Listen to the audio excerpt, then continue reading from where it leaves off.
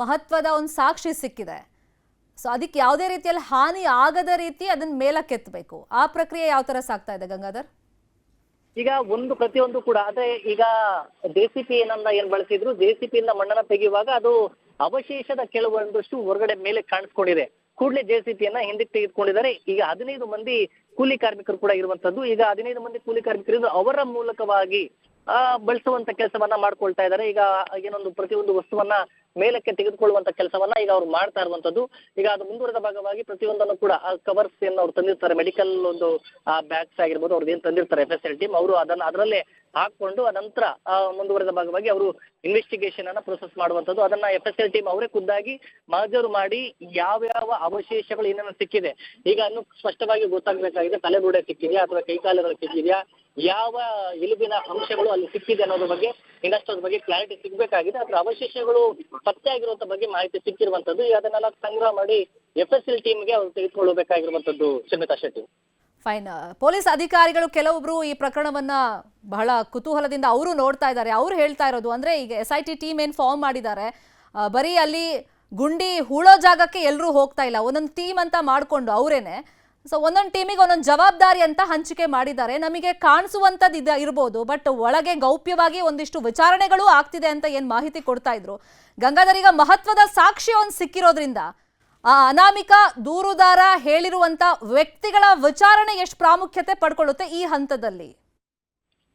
ಶಮಿತಾ ಶೆಟ್ಟಿ, ಈಗ ದೂರುದಾರ ಹೇಳ್ತಾ ಇರುವಂತದ್ದು ಪರ್ಟಿಕ್ಯುಲರ್ ಆಗಿ ಆತನು ಕೂಡ ಜ್ಞಾಪಕ ಶಕ್ತಿ ಕಡಿಮೆ ಅನ್ನೋ ರೀತಿಯಲ್ಲಿ ಆತ ಹೇಳ್ಕೊಂಡಿದ್ದಾನೆ. ಅಂದ್ರೆ ಈ ಜಾಗದಲ್ಲಿ ಯಾವ ವ್ಯಕ್ತಿಯನ್ನ ನಾನು ಅಲ್ಲಿ ಹೂಳಿದ್ದೆ ಅನ್ನೋದ್ರ ಬಗ್ಗೆ ಕ್ಲಾರಿಟಿ ಇಲ್ಲ ಅನ್ನೋ ರೀತಿಯಲ್ಲಿ ಆತ ಅಂದ್ರೆ ಸ್ಪಷ್ಟವಾದಂತ ಮಾಹಿತಿಯನ್ನ ಅಧಿಕಾರಿಗಳಿಗೆ ಆತ ಕೊಟ್ಟಿಲ್ಲ. ಇಲ್ಲಿ ಒಂದು ಶವವನ್ನ ಇಲ್ಲಿ ಊತಿದ್ದೇನೆ ಅನ್ನೋ ರೀತಿಯಲ್ಲಿ ಆತ ಹೇಳಿದಾನೆ. 2.5 ಅಡಿಯ ಅಂತರದಲ್ಲಿ ನಾನು ಶವವನ್ನ ಊತಿದ್ದೇನೆ ಅನ್ನೋ ರೀತಿಯಲ್ಲಿ ಸ್ಟೇಟ್ಮೆಂಟ್ ಅನ್ನ ಕೊಟ್ಟಿದ್ದೆ. ಅದು 1 to 13 ಏನಿದೆ ಅದೆಲ್ಲವೂ ಕೂಡ 2.5 ಅಡಿ 3 ಅಡಿಯಲ್ಲಿ ಹಾಕಿರುವಂತ ಬಗ್ಗೆ ಆತ ಹೇಳ್ಕೊಂಡಿರುವಂತದ್ದು.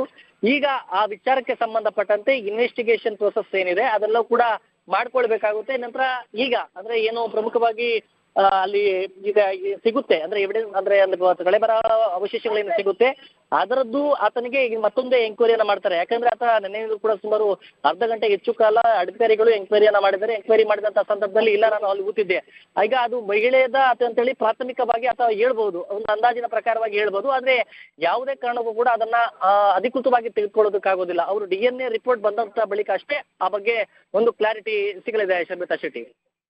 ಫೈನ್. ಈಗ ಧರ್ಮಸ್ಥಳದಲ್ಲಿ 3ನೇ ದಿನದ ಶೋಧ ಇವತ್ತು. 2 ದಿನ ಏನು ಸಿಗದೆ ಇದ್ದಾಗ ಬಹುಶಃ ಆತನಿಗೂ ಅಂದ್ರೆ ಆ ಸ್ಥಳ ಗುರುತು ಏನ್ ಮಾಡಿದ್ದ ಅಂದ್ರೆ ಇಲ್ಲೇ ನಾನು ಹೂತಿದ್ದೆ ಅಂತ ಹೇಳ್ದ ದೂರುದಾರನಿಗೂ ಕೂಡ ಒಂದಿಷ್ಟು ಆತ್ಮವಿಶ್ವಾಸ ಕಡಿಮೆ ಆದಂಗೆ ನಿನ್ನೆ ಕಾಣಿಸ್ತಾ ಇತ್ತು. ಪ್ರಣವ್ ಮೊಹಂತಿ ಅವರು ಕೂಡ ಆತನ ಮೇಲೆ ಗರಂ ಆಗಿದ್ರು. ಒಂಥರ ಇಡೀ ದೇಶವೇ ಎದುರು ನೋಡ್ತಿರುವಂತ ಪ್ರಕರಣ. 2 ದಿನದಲ್ಲಿ ನೋಡಿದಾಗ ಆತ ಏನಾದ್ರೂ ಸುಳ್ಳು ಹೇಳ್ತಾ ಇರಬಹುದಾ ಅಂತಾನು ಕೆಲವರು ಅನುಮಾನ ವ್ಯಕ್ತಪಡಿಸಿದ್ರು. ಬಟ್ ಈಗ ಸಾಕ್ಷಿಗಳು ಸಿಕ್ಕಿರೋದ್ರಿಂದ ಆತನ ಮೇಲೆ ಯಾವ ತರ ಭರವಸೆ ಮೂಡ್ತಾ ಇದೆ ಗಂಗಾಧರ್? ಈಗ ಭರವಸೆ ಅನ್ನೋದಕ್ಕಿಂತ ಈಗ ಇಲ್ಲಿ ಸಿಕ್ಕಿರುವಂತಹ ಒಂದು ಅಸ್ಥಿಪಂಜರದ ಅವಶೇಷಗಳೇನಿದೆ ಅದಕ್ಕೆ ಸಂಬಂಧಪಟ್ಟಂತಹ ಒಂದು ರಿಪೋರ್ಟ್ಸ್ ಅವ್ರಿಗೆ ತೆಗೆದುಕೊಳ್ಬೇಕಾಗಿದೆ. ಒಂದು ಈಗ ದೂರುದಾರನಿಗೂ ಕೂಡ ಸ್ವಲ್ಪ ಕಸಿವಿಸಿ ಆಗಿತ್ತು ಅನ್ನೋ ರೀತಿಯಲ್ಲಿ ಇರುವಂತದ್ದು. ಯಾಕೆ ಅಂದ್ರೆ ಇಷ್ಟು 5 ಆಗಿದ್ದಿದ್ರು ಕೂಡ 5 ಭಾಗಗಳಲ್ಲಿ ಆಗಿದ್ದಿದ್ರು ಕೂಡ ಏನೂ ಸಿಗ್ಲಿಲ್ಲ.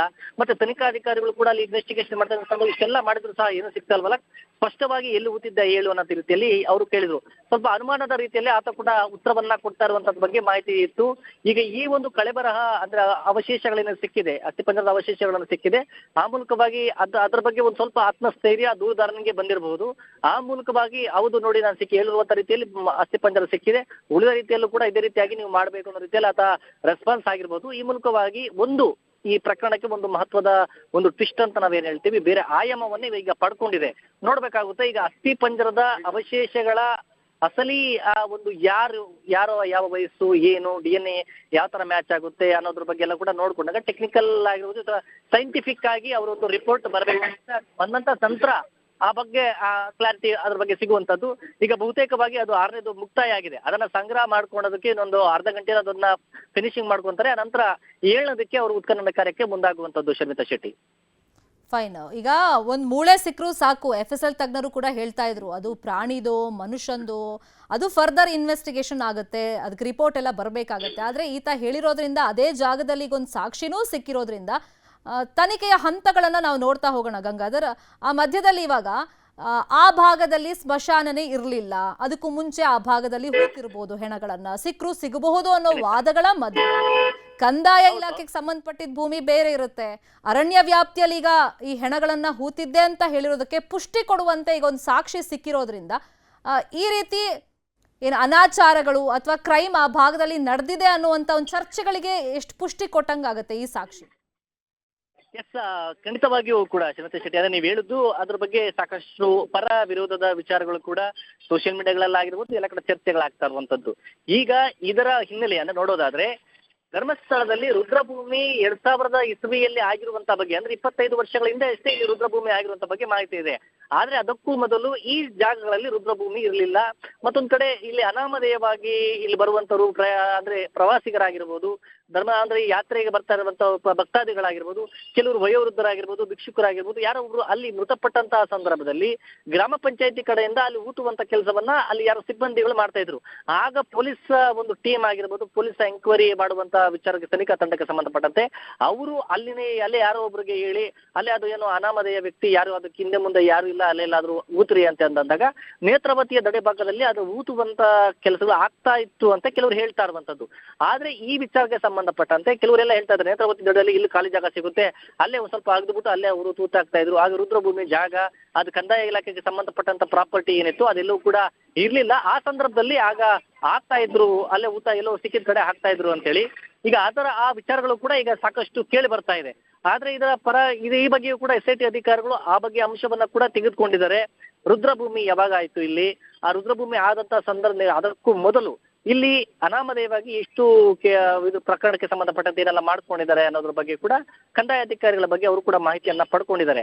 ಆದ್ರೆ ಇಲ್ಲಿ ಈಗ ಪ್ರಮುಖವಾಗಿ ಇನ್ವೆಸ್ಟಿಗೇಷನ್ ಅಲ್ಲಿ ಕೆಲವು ಹೇಳಲಾಗ್ತಾ ಇತ್ತು, ಸಿಗೋದು ಡೌಟ್ ಅಂತ ಹೇಳಲಾಗ್ತಾ ಇತ್ತು. ಆದ್ರೆ ಈಗ ಸಿಕ್ಕಿರುವಂತ ಅವಶೇಷಗಳೇನಿತ್ತು, ಅವಶೇಷಗಳು ಸಿಕ್ಕಿರುವಂತಹ ಹಿನ್ನೆಲೆಯಲ್ಲಿ ಈ ಪ್ರಕರಣಕ್ಕೆ ಮತ್ತೊಂದು ಒಂದು ಬೇರೆ ಆಯಾಮವನ್ನೇ ಪಡ್ಕೊಂಡಿದೆ. ಅವಶೇಷಗಳು ಅದು ಪ್ರಾಣಿದ ಅಥವಾ ಹೆಂಗಸರದ್ದ, ಗಂಡಸರದ್ದ, ಮತ್ತೆ ಯಾರದ್ದ, ಮಕ್ಕಳದ್ದ ವಿಚಾರಗಳು ಆ ಬಗ್ಗೆ ಇನ್ನಷ್ಟು ಕ್ಲಾರಿಟಿ ಸಿಗ್ಬೇಕಾಗಿರುವಂತದ್ದು. ಈಗ ಅದನ್ನ ಸಂಗ್ರಹ ಮಾಡಿ FSL ಸೋಕೋ ಟೀಮ್ ಅದನ್ನ ಬಹಳ ಸೂಕ್ಷ್ಮವಾಗಿ ಅದನ್ನ ಸಂಗ್ರಹ ಮಾಡ್ತಾ ಇರುವಂತದ್ದು. ಅದನ್ನ ಸಂಗ್ರಹ ಮಾಡಿ ಈಗ ಅವರು ಕಚೇರಿಗೆ ತೆಗೆದುಕೊಂಡು ಹೋಗ್ತಾರೆ. ಅನಂತರ ಸೀನಿಯರ್ ಆಫೀಸರ್ ಅಂದ್ರೆ ಈಗ ಏನು ಟೀಮ್ ಲೀಡರ್ ಏನಿದ್ದಾರೆ ಪ್ರಮುಖವಾಗಿ ಮೊಹಂತಿ ಅವರಾಗಿರ್ಬೋದು, ಅನುಚೇತ್ ಅವರಾಗಿರ್ಬೋದು, ಅವರು ಯಾವ ರೀತಿ ಗೈಡ್ ಅನ್ನು ಮಾಡ್ತಾರೆ ಆ ರೀತಿಯಾಗಿ ಅವರು ಎವಿಡೆನ್ಸ್ ಅನ್ನ ಕಲೆಕ್ಟ್ ಮಾಡ್ಕೊಳ್ಳುವಂತದ್ದು ಶ್ರೀಮಿತಾ ಶೆಟ್ಟಿ.